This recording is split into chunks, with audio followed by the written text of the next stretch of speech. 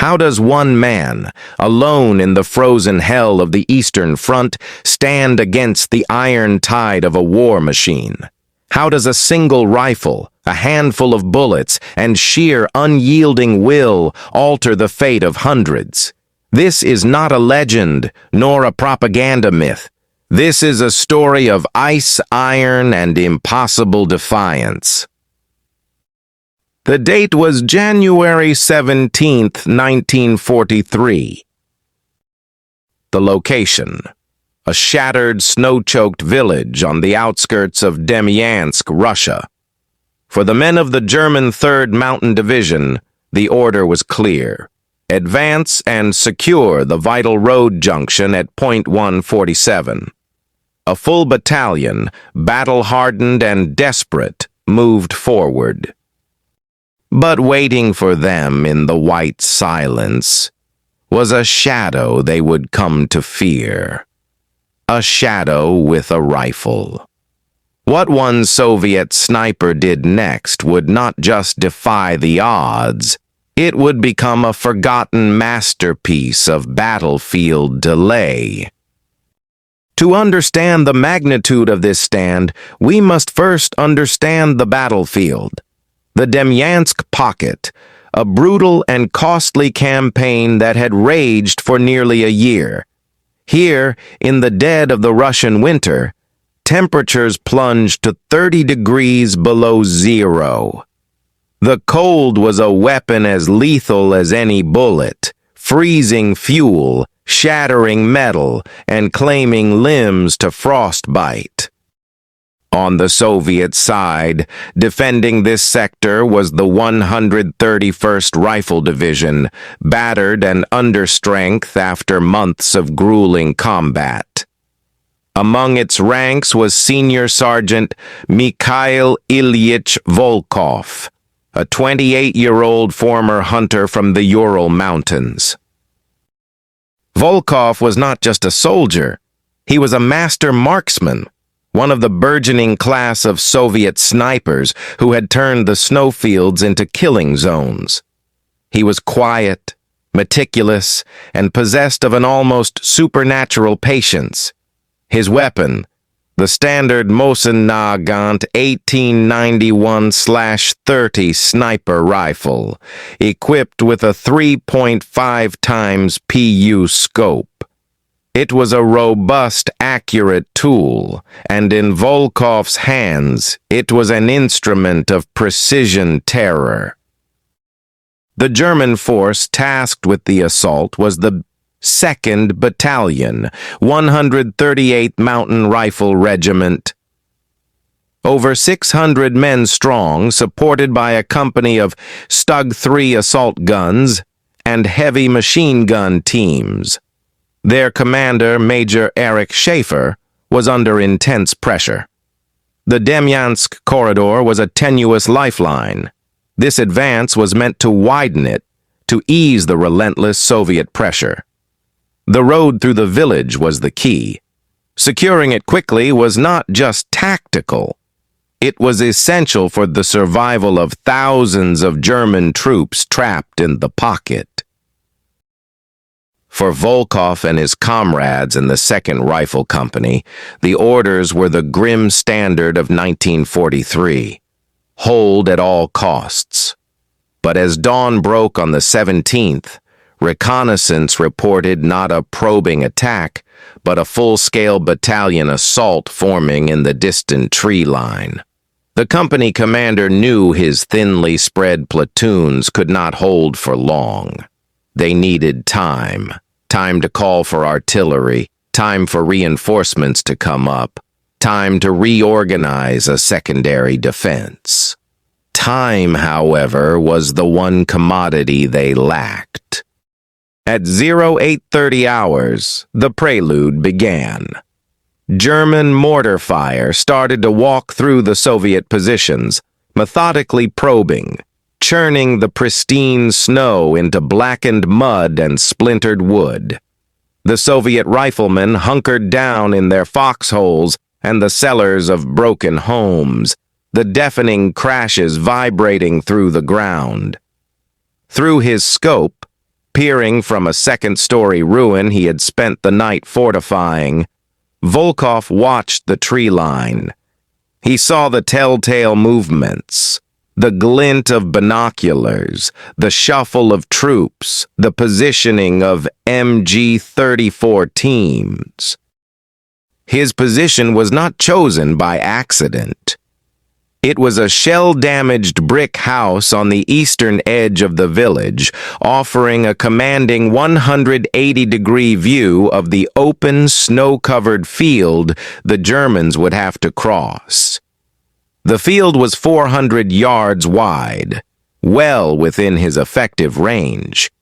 He had created 3 separate firing ports, allowing him to shift position without being seen. Little did the advancing Germans know this lone house would become their nightmare. By 0900 hours, the German infantry began their advance. It was a textbook movement.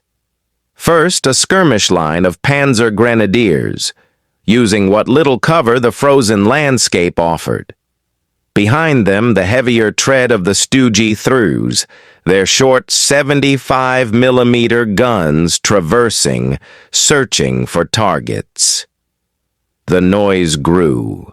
The guttural roar of diesel engines, the crunch of snow under boots, the sharp shouts of NCOs. Volkov took a deep, steadying breath, exhaling slowly to prevent fogging his scope. He ignored the machine guns and the officers for now. His first target was the linchpin of the advance's momentum, the crew of a MG-34 team. Setting up on a small rise, the gunner, the loader. He calculated the windage, a gentle, persistent breeze from the north. He centered his reticle. The world narrowed to the crosshairs and the man's torso, puffed out by a thick winter parka. The crack of the Mosin Nagant was sharp, distinct, lost in the general noise of the advance. But the result was immediate. The German machine gunner slumped over his weapon. Confusion rippled through that section of the line. 30 seconds later, as the loader moved to pull his comrade away, a second round struck him down. The deadly machine gun fell silent.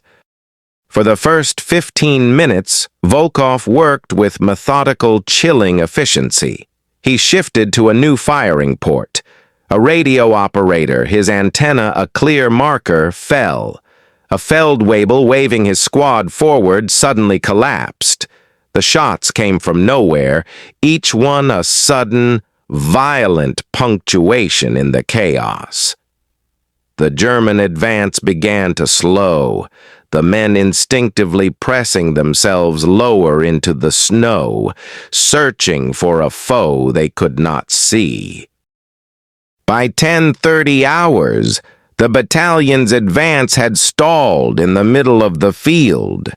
Major Schaefer, frustrated, ordered his Stoogie 3s to suppress the suspected sniper's nest. High-explosive shells slammed into Volkov's building, blowing apart entire sections of wall, showering him with brick dust and plaster. But his fortified positions within held. He waited out the storm, crouched in a corner as the world exploded around him. When the assault guns paused to reload, he was back at a different port.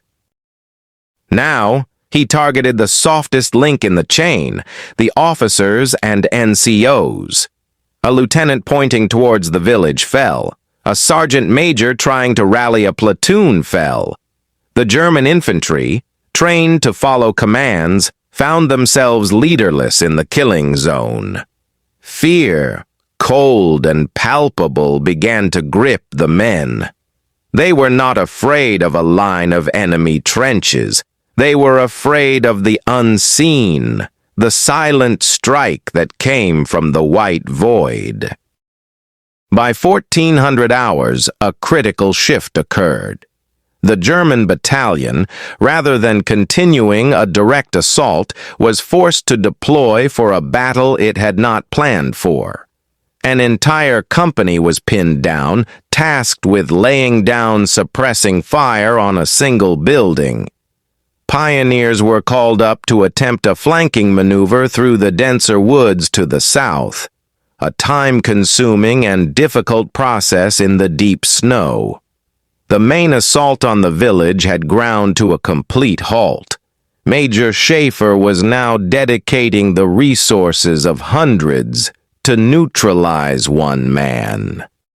Volkov, meanwhile, was running low on his specialized heavy ball ammunition. His lips were cracked, his water frozen. The bitter cold seeped through his layers, but his focus was absolute. He knew every minute he bought was a minute for his company. He watched as a German sniper team, a two-man Scharfschützentrupp, tried to infiltrate a shell crater closer to his position. He let them settle, let them start their search. Then, with a single round, he eliminated the observer. The shooter, now blind and exposed, scrambled back, his mission a failure. As the short winter day began to wane, the crisis point arrived. The German flanking maneuver through the woods had succeeded. At 15:45 hours, Volkov heard the distinct sound of submachine gun fire and grenades to his rear, the signal that German troops had breached the village outskirts. His own company was now in close-quarter combat, unable to support him. He was isolated. Then, the final blow. Through the smoke and settling dust, he saw a new, more terrifying threat emerge.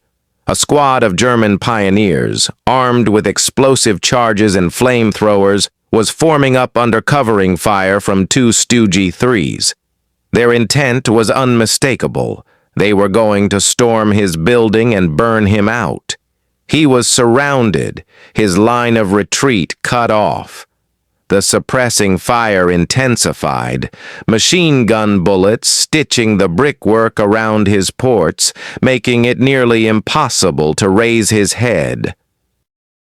Inside his crumbling fortress, the situation was dire. Ammunition was critically low. He had perhaps 8 rounds left. The temperature was dropping rapidly with the setting sun. The deafening roar of point-blank cannon fire from the assault guns shook the very foundations, collapsing part of the roof. Dust and smoke choked the air. For Mikhail Volkov, the hunter from the Urals, the trap had been sprung. He had delayed a battalion for over 7 hours, but now the weight of the entire German force was about to descend upon his position. The mission to hold was on the verge of ending in annihilation. Worse than the external threat was the internal calculus. To stay meant almost certain death, either incinerated by a flamethrower or blown apart by a satchel charge. To attempt a breakout through the German-infested village was suicide. He was out of options, out of time, and nearly out of bullets. The monumental delay he had created seemed destined to be a mere footnote. A brief hiccup in the German advance, paid for with his life. In the gathering twilight, with the guttural shouts of the pioneer squad drawing closer, the impossible odds had finally stacked too high. But it was in this moment of absolute crisis that Volkov's hunter's instinct, his intimate understanding of terrain and predator psychology, took over. He did not see a building about to fall. He saw a weapon that had not yet been fully used. He realized the Germans were not just trying to kill him, they were fixated on clearing his position. They had to confirm his death. He would use that fixation against them. With his last few rounds, he executed a desperate, brilliant plan. He fired 2 quick shots from the northernmost firing port, not at men, but at the periscopes of the nearest WWII. The shots ricocheted off with sparks, but they achieved their goal. They drew every eye and every weapon to that side of the building. Then, in the confusion and increased suppressive fire, he moved. Not to escape, but to reposition one last time. He clambered over fallen beams into the basement access of the adjacent, completely collapsed barn, a route he had prepared but hoped never to use. It was a tunnel of rubble, leading to a narrow, snow-filled ditch that ran perpendicular to the German approach. The pioneer squad, believing the sniper fire had ceased, moved in for the final assault. They blasted the main house with flamethrowers, sent satchel charges through the holes. The structure erupted in a fireball, lighting up the twilight. Satisfied the sniper was dead, they signaled to Major Schaefer. The obstacle was cleared. The battalion, now hours behind schedule and low on daylight, began to regroup for the final push into the village proper. What they did not know was that Volkov was not in the inferno. He was 150 yards to the east, lying motionless in the frozen ditch, his white camouflage smock making him virtually invisible. He had saved his last 5 rounds. And as the German command group, including Major Schaefer himself, moved forward to personally survey the conquered position and rally the battalion, Volkov saw his final opportunity. Through his scope, now in the failing light, he identified the cluster of officers and radio operators. He estimated the range at nearly 300 yards, an incredible shot under perfect conditions, a nearly mythical one in the cold, dim haze of a battle's aftermath. He adjusted for the drop, his heart rate slowing, the world once again narrowing to his crosshairs, and the figure of the officer issuing commands. The shot rang out stark and clear.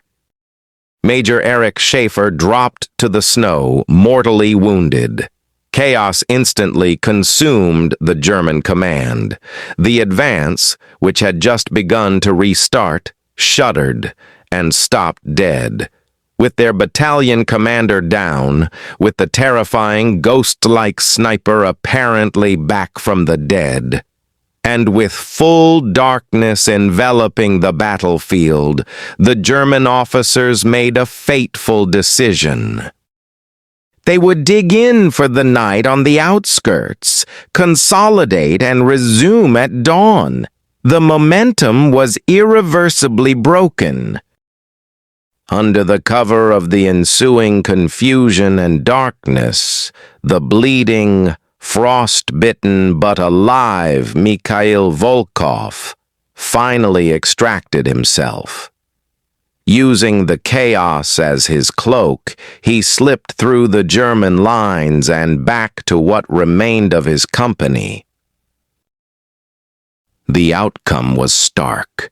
The German 2nd Battalion's assault had been delayed for over 9 critical hours. That night, Soviet reinforcements strengthened the village defense, and a pre-registered artillery barrage pounded the German positions at dawn. The attack on Point 147 failed completely. German casualty estimates from the day's action exceeded 80 men killed and wounded, a staggering number attributed largely to the disruptive action of a single sniper. Soviet records confirm that the 2nd Rifle Company held its position, thanks to the time bought at such a cost. For his actions on January 17, 1943, Senior Sergeant Mikhail Ilyich Volkov was recommended for the highest honor. He was awarded the title Hero of the Soviet Union, along with the Order of Lenin and the Gold Star Medal. His official citation credited him with killing over 40 enemy soldiers, including 11 officers and NCOs, and critically disrupting a battalion strength assault. But the true legacy of Volkov's stand is not found in numbers alone. It is a textbook case of the tactical and profound psychological impact a single, determined, and skillful individual can have on the battlefield. He turned terrain into a trap, patience into a weapon, and his own apparent defeat into a strategic victory.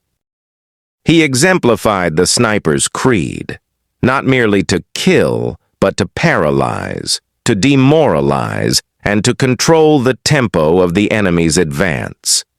His story, though less famous than that of Zaitsev or Pavlichenko, remains one of the most extraordinary episodes of individual valor and tactical brilliance from the Eastern Front.